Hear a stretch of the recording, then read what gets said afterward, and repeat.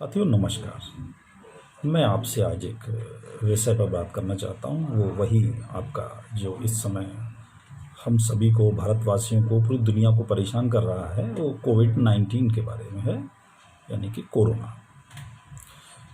Corona के आपको मालूम ही होगा, इस समय लगभग हमारे देश भारत में ही 50,000 केस हो चुके हैं, पॉजिटिव पाए गए हैं और 1700 लोगों की करीब मृत्यु भी हो चुकी है।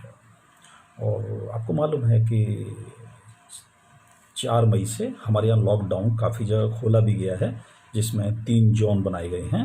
रेड जोन, जिसमें कि लोग कोरोना पॉजिटिव पाए गए थे कुछ। दूसरा ऑरेंज जोन, जिसमें कुछ दिनों पहले कोरोना पॉजिटिव पाए गए थे, अब ठीक हो गए। तीसरा ग्रीन जोन, जहाँ आज तक कोई भी कोरोना पॉजिटिव केस नहीं आया है। तो उसमें अब हमारा लॉकडाउन खुल गया। लेकिन आप पिछले 2 दिन का वाक़या देखें तो पिछले 24 घंटे के अंदर करीब 2950 केस अभी 24 घंटे के अंदर कोरोना पॉजिटिव आए हैं। इससे पिछले 24 घंटे के अंदर करीब 2800 साढ़े 2800 केस आए थे। अब इसका मतलब जब से हमारा लॉकडाउन खुला है तो केस तेज़ी से बढ़ रहे हैं। जो 1500 आंकड़ा था वो अब दुगना हो गया है।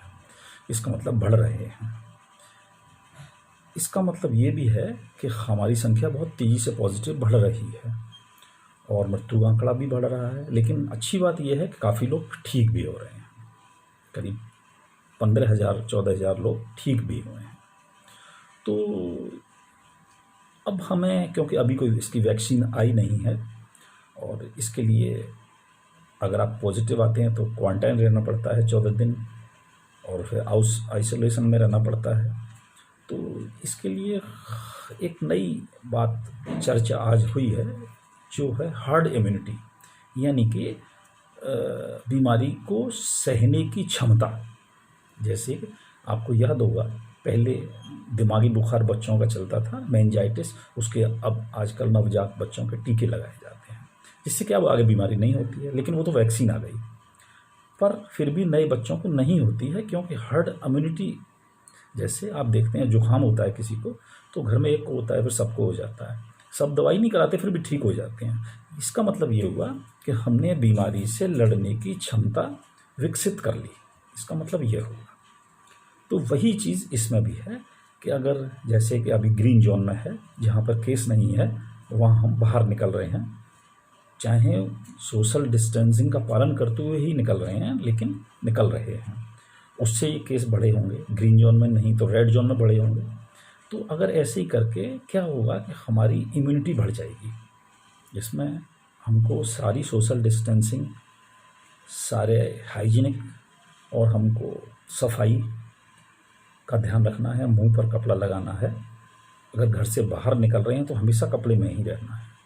अब कई सरकारों ने तो ये नियम भी बना दिए हैं, लेकिन सरकारें क्या, हमको अपना बचाव खुद करना है, क्योंकि बीमारी आएगी तो हम और हमारा परिवार ही इससे इफेक्टिव होगा।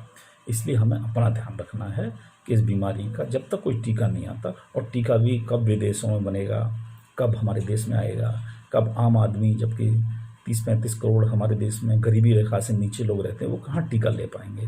तो उसका एक ही तरीका है कि उसकी हर्ड इम्यूनिटी उनकी विकसित हो, यानी कि उनकी बीमारी से लड़ने की क्षमता कैसे भी विकसित हो उनमें, तो उसका फ़ायदा होगा। तो यही कुछ लोग जो वैज्ञानिक हैं या बुद्धिजीवी वर्ग हैं, वो ये सोच रहे हैं कि हर्ड इम्यूनिटी आने से हम लोग इस बीमारी से बच सकते हैं। जबकि आपने देखा इस बीमारी से ये यूरोप बड़ी बड़ी कंट्रीज़ हैं जहाँ खूब पैसा है, कैपिटल हैं, दुनिया पर सब जगह उनकी कंपनियाँ चलती हैं, पैसे की उनके पास कोई कमी नहीं है, दवाइयों की कोई कमी नहीं है, हॉस्पिटल्स की कोई कमी नहीं है, फिर भी उनके लोग हमारे यहाँ से ज़्यादा मरे। इसका मतलब ये भी है कि हम लोगों की क्षमता बीमारी से लड़ने की ज़्यादा है। इसीलिए हम इसी ओर प्रयास भी कर रहे हैं जब तक कोई टीका नहीं बनता। बाकी हम सोशल डिस्टेंसिंग का पूरा ख्याल रखेंगे ही, तो ये हमको करना पड़ेगा। यानी कि 2-3 चीज़ों की तरफ हमेशा ध्यान रखना पड़ेगा हमें। सोशल डिस्टेंसिंग, हाइजीनिक, इम्यूनिटी, अपनी इम्यूनिटी को बढ़ाना, और अपने खान पीन में भी फलाहार का रोज़ाना ही कम से कम 1 मौसमी फल आपको ज़रूर खाना है। अच्छा, एक बात और थी, अभी लोग ये समझ रहे थे कि जैसे कि आप आते हैं कहीं भी, हाथ साफ कर लेते हैं सैनिटाइज़र से। एक्चुअली सैनिटाइज़र मीन्स अल्कोहल, यानी 60% से ऊपर 90% तक अल्कोहल होता है उसमें। अल्कोहल होने से अगर हम ज़्यादा उपयोग करेंगे तो हमारे दिमाग पर खराब असर डालता है। इसलिए सैनिटाइज़र का उपयोग हम हमेशा तभी करें जब हमें साबुन, पानी वहाँ उपलब्ध ना हो। जैसे हम अपने घर में हैं, हमें सैनिटाइज़र की आवश्यकता नहीं है।